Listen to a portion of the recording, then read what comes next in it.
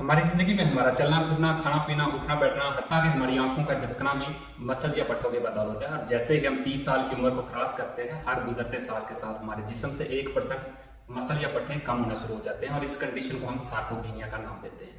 हमारे पूरे जिस्म में तमाम हड्डियों को इन्हीं पट्टों ने जकड़ा हुआ है और हमारे जिस्म को एक शक्ल दी हुई है। जब ये पट्टे कमजोर होना शुरू हो जाते हैं तो हमारे जिस्म की शक्ल भी तब्दील होना शुरू हो जाती है। आप अपने जिस्म के पट्टों की मजबूती को एक आसान तरीके से मुहैया कर सकते हैं। आप अपने हाथ की मुट्ठी को मजबूती से बंद करें और हर महीने या हर गुजरते साल के साथ इसी तरह बंद करते रहें और आपको आपके जिस्म की जो स्ट्रेंथ है, पट्टों की स्ट्रेंथ है, उसका अंदाजा होता रहेगा। वक्त के साथ साथ ये स्ट्रेंथ कम होती रहेगी।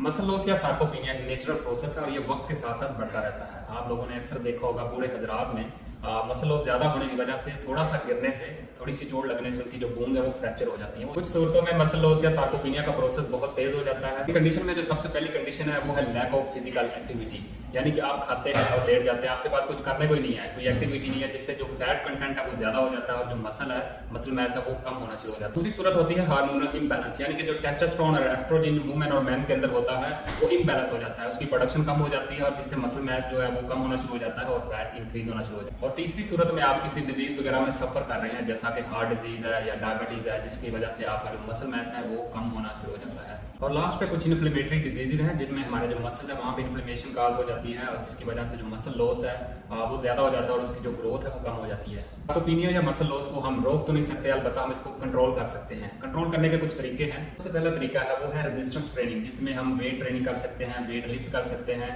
स्क्वाट्स लगा सकते हैं, जिससे मसल बिल्डिंग जो कैपेसिटी वो बढ़ेगी और जो लॉस है वो कम हो जाएगा। दूसरी सूरत में हम अपनी खुराक के अंदर प्रोटीन कंटेंट को इंक्रीज कर सकते हैं, जैसा कि हम अपनी खुराक में गोश्त को ऐड कर सकते हैं, मछली को ऐड कर सकते हैं और अंडों को ऐड कर सकते हैं, जिससे क्या होगा, बॉडी को प्रोटीन कंटेंट ज़्यादा मिलेगा और मसल बिल्डिंग ज़्यादा होगी और जो कार्बोहाइड्रेट्स कंटेंट है वो हमें ऑटोमेटिकली कम करना पड़ेगा। थर्ड सूरत में हम हार्मोनल थेरेपी की तरफ जा सकते हैं, जिसके अंदर टेस्टोस्टेरोन या एस्ट्रोजन को हम इनटेक कर सकते हैं, लेकिन डॉक्टर की रिकमेंडेशन के बगैर इसको यूज़ नहीं कर सकते। अक्सर आपने देखा होगा जो बॉडी बिल्डर हजरात हैं वो टेस्टोस्टेरोन के इंजेक्शन लेते हैं और उनमें सम केसेस के अंदर उनकी डेथ भी हो जाती है। रेजिस्टेंस ट्रेनिंग और अच्छी डाइट से आप सार्कोपीनिया के प्रोसेस को स्लो डाउन कर सकते हैं और एक अच्छी लाइफ गुजार सकते हैं। सी यू इन नेक्स्ट वीडियो।